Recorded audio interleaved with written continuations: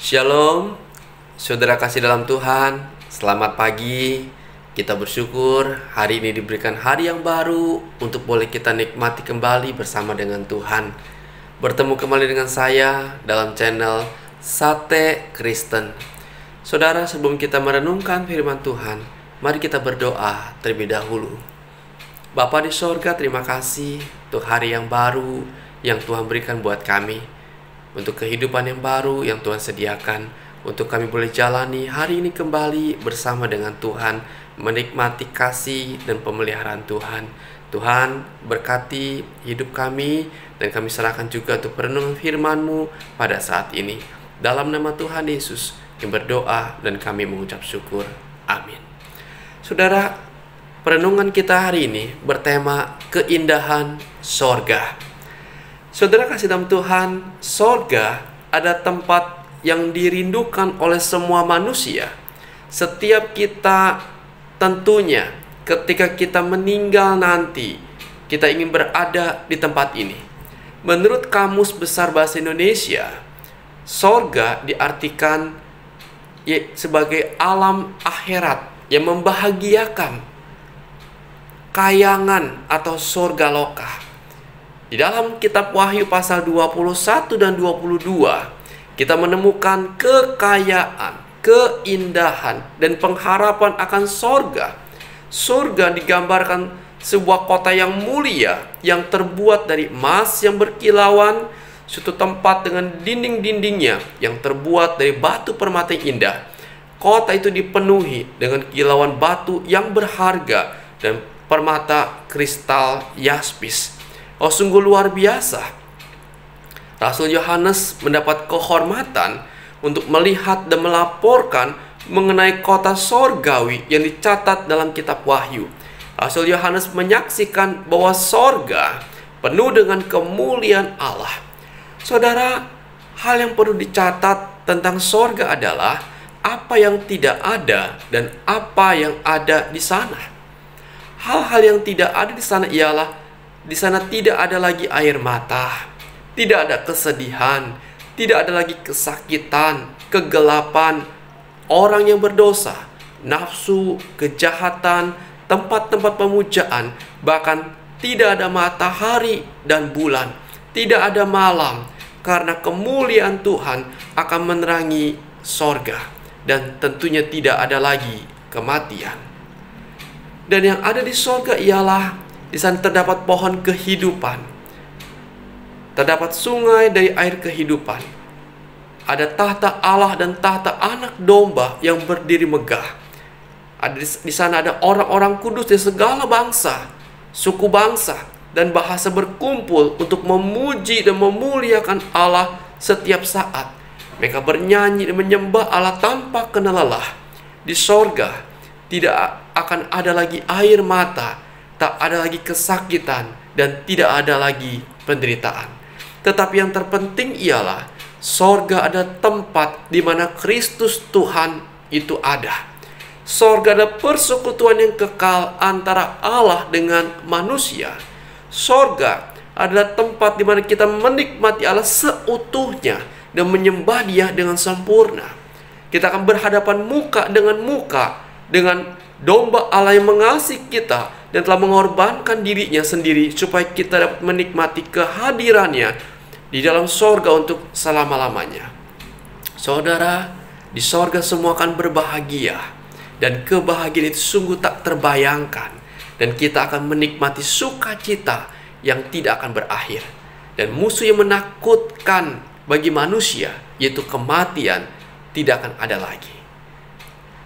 Namun, bagaimanapun indahnya Yohanes dalam menggambarkan tentang surga, realitas surga adalah melampaui kemampuan manusia yang terbatas untuk melukiskannya, dan suatu keadaan dari sukacita yang tidak berkesudahan dan bersifat kekal. Maka pertanyaan ialah, saudara mau ke tempat ini? Pasti mau.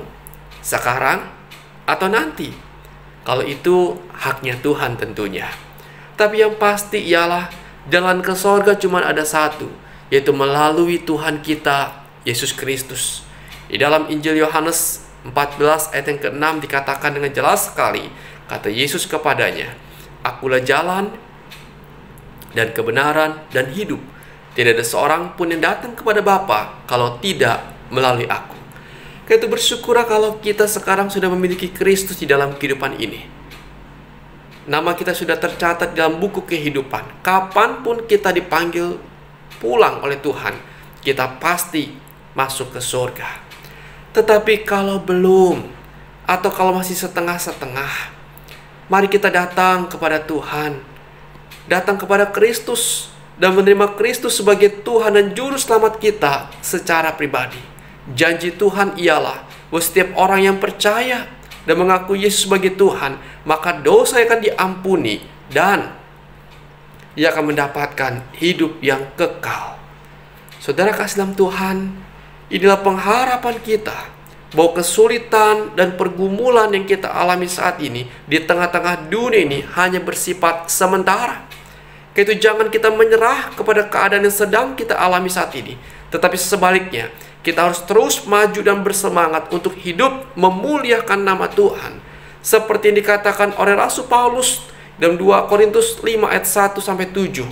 Dikatakan di sana, "Karena kami tahu bahwa jika kemah tempat kediaman kita di bumi ini dibongkar, Allah telah menyediakan suatu tempat kediaman di sorga bagi kita, suatu tempat kediaman yang kekal, yang tidak dibuat oleh tangan manusia. Selama kita di dalam kemah ini, kita mengeluh karena kita rindu mengenakan tempat kediaman sorgawi di atas tempat kediaman kita yang sekarang ini.